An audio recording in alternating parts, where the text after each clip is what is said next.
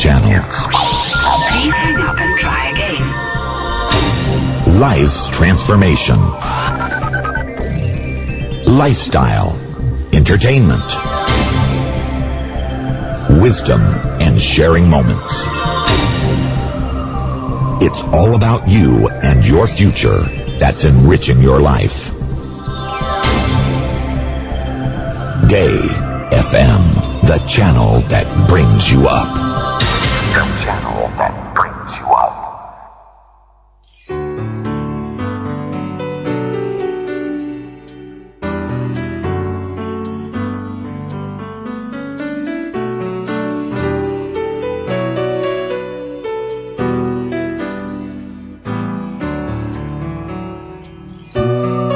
Citra Wanita Indonesia bersama Vicky Ismaya.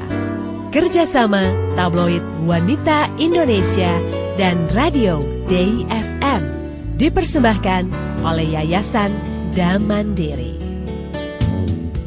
Selamat siang wanita Indonesia di Bangka Belitung, kemudian di Medan, ya, di Manado, kemudian juga selamat siang wanita Indonesia di NTB, di Ambon, dan dimanapun yang bisa mengakses kita melalui www.radiodfm.com, melalui handphone BlackBerry, dan juga selamat siang wanita Indonesia di 4 negara, yaitu Singapura, Hong Kong, Taiwan, dan juga Australia, yang bisa mengakses langsung 103,4 DFM Jakarta ini melalui Shinetown Telecommunication Hong Kong Limited, ya.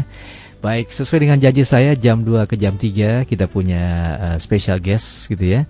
Di sini ada Mbak Kristi Damayanti gitu ya. Selamat siang Mbak Kris. Selamat siang. Saya panggilnya apa nih? Kristi aja. Kristi, oke. Mbak Kristi Damayanti. Ini judulnya saja sudah dirancang ulang dengan stroke gitu ya. Iya.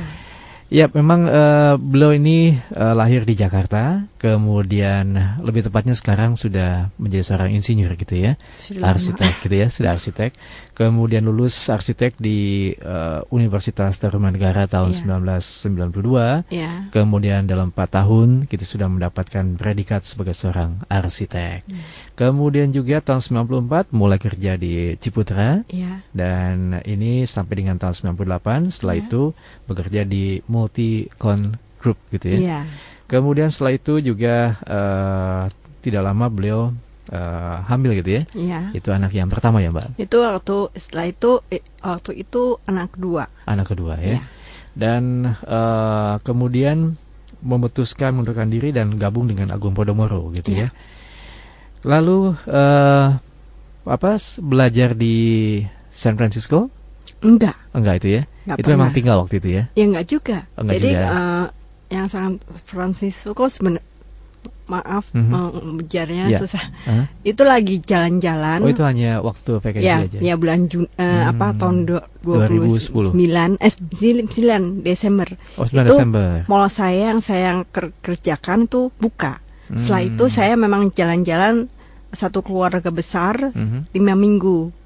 Oh, ke sana Ya, di ke Amerika Amerika. karena adik saya tinggal di sana. Oke. Gitu. Dan kejadiannya pada tanggal 8 Januari itu gitu ya. Iya. Yang 2010 tiba-tiba Mbak Kristi jatuh di kamar mandi gitu. Enggak juga. Jadi jam 3 pagi Aha. saya mau pipis. Biasanya Ya. setiap pagi saya pipis gitu. Nggak berasa apa-apa. Kan di hotel. Begitu mau turun jatuh. Bukan karena jatuh, karena udah lumpuh separuh. Oh, bukan karena kepleset enggak gitu ya. Jadi dia dari tempat tidur jatuh gara-gara lumpuh. Jadi kan cuma separuh. Lumpuh sebelah kanan semua lumpuh. Apa Nggak ya bisa. yang dirasakan waktu itu, Pak? Nggak berasa, sama sekali Tidak, nggak berasa, sama sekali. Kok kenapa ya? Terus aku mau coba berdiri, lah nggak berasa. Kok nggak bisa diangkat, nggak bisa digerakin? Yang sebelah mana, Mbak Kris? Kanan. Oh, yang kanan. Ya. Ya. Terus saya teriak-teriak. Saya tidur sama ibu saya sama anak 2. Bu, mana? Kenapa? Masih sempat bisa teriak loh. Ya, tapi saya yakin saya tahu banget. Mungkin saya stroke gitu aja. Terus kenapa? Terus aku nggak bisa, udah mulai nggak bisa bicara, sama sekali nggak bisa, awu aja. Terus langsung dipanggil bapak saya di sebelah. Terus, di kamar sebelah gitu. Terus telepon 911. Ya, emergency. Ya, terus berapa menit kemudian datang iya. semua polisi, ada Branwir juga sama itu ambulans, dokter, terus diangkat saya nggak pernah nggak sadar, selalu ingat semua.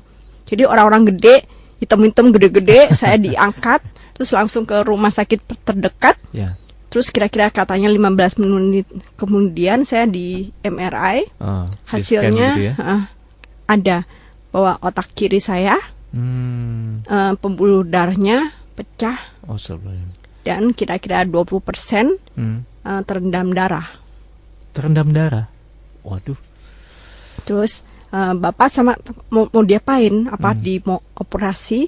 Oh nggak usah. Ternyata itu tuh pertama kali Tuhan bicara dengan saya bahwa tiba-tiba darahnya tuh berhenti. Kalau misalnya darah terus keluar, harus dibuka. Kepala ini gitu ya? Iya, serem.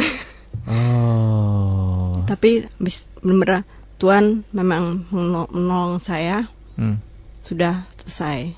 Ini sebelumnya apa sih Mbak Kristi alami sebelum kejadian ini? Kata dokter sih memang hipertensi. Itu kan turunan ya. Jadi ada keturunan di keluarga. Iya, karena bapak ibu, om tante saya yang meninggal, saya tuh meninggal gara-gara stroke, hipertensi.